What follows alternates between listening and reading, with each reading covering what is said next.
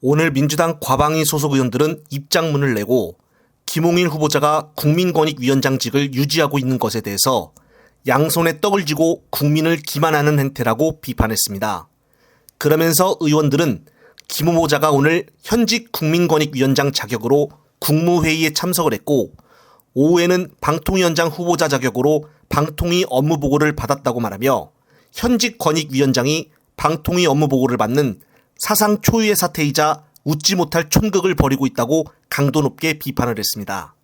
이어서 윤석열 정권이 권익위원장 후임도 정하지 못한 채 허겁지겁 김홍일 후보자를 방통위에 내리꽂으면서 벌어진 일이라며 나라가 어찌됐든 하루라도 빨리 제2, 제3의 이동관을 방통위에 앉혀 언론 장악을 이어가겠다는 아집이라고 강하게 성토했습니다.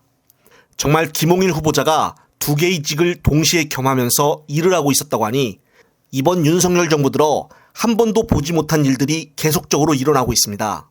한편 윤석열의 출근 시간을 확인하고 있는 서울의 소리 정 기자가 이번에는 네덜란드까지 가서 취재를 하는데 갑자기 경찰이 다가와 현장에서 체포를 하는 상황을 라이브로 방송을 하였습니다. 나중에 되어서야 결국 잘 해결되어 풀려났지만 정 기자는 이것을 누가 신고했을까라며 뜻밖의 얘기를 꺼내는데 관련된 영상 보시고 이어가겠습니다. 중요한 거는 수많은 관광객 중에서 왜 하필 나만 그랬냐라는 게 가장 중요한 거죠. 나만 그랬냐.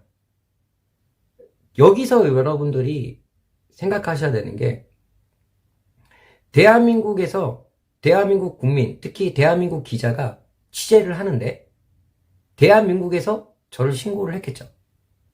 이게 가장 열받는 겁니다. 만약에 대한민국 대통령이라고 하면 대한민국 국민을 보호할 의무가 있죠. 게다가 기자잖아요. 근데 기자를 신고해서 저 사람 검문을 해봐라라고 얘기했다라는 거는 저는 그게 큰 문제라고 생각합니다. 내가 북한 사람이 아니잖아요. 한국 사람이잖아요. 그러면 한국 사람이 한국 사람을 신고한 거예요. 저 사람 문제 있으니까. 근데 네덜란드에서 어떻게 반응했을까요? 뭐가 도대체 문제 있는데? 우리나라는 이런 거 촬영에 대해서 합법적이다. 네, 그렇습니다. 한편 민주당 김민석 의원과 비명계 사이의 신경전이 오늘도 하루 종일 계속되고 있는 상황에서 왜 비명계들은 이토록 불만이 많으면서 민주당에 남아 목리만 부리고 있는 것인지 이해가 되지 않습니다.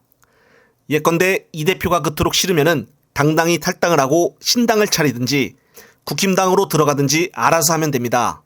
누구 하나 말리는 사람이 없기 때문입니다. 소위 왕수박들은 예전부터 민주당 분열에 편승한 수구 언론들과 자주 인터뷰를 하며 분란을 일으키고 있지만 민주당 내 분위기는 싸늘하기만 했었습니다. 결국 이들이 부리고 있는 목리는 공천을 받기 위해 지도부를 압박하는 것밖에 되지 않습니다. 하지만 당원들의 마음은 일찌감치 이들을 떠났습니다. 이재명 대표에게 퍼붓는 욕 10%라도 윤석열에게 퍼부었더라면 그나마 어떻게 됐을까요? 윤석열 검찰공화국에 맞서 싸워도 모자랄 판에 오로지 이재명 대표를 축출한 후 자신들의 주군을 모시려는 이 호박들의 음모는 결코 성공할 수가 없습니다. 요즘은 조중동 시대가 아니라 유튜브 시대입니다. 민주진영 유튜브 구독자가 1000만 명에 가깝고 중복을 포함해도 300만 명이 넘습니다. 바로 여기에 민주당 핵심 지지자들이 속해 있는 것입니다. 따라서 이들에게 신뢰조차 받지 못하고 있다면 얼른 여의도에서 보따리 싸가지고 나가는 것이 정석이라고 봅니다. 끝으로 관련된 소식 있으면 또 찾아올 것을 약속드리며 이번 영상은 여기서 마무리하겠습니다. 시청자 여러분, 시청해주셔서 감사합니다.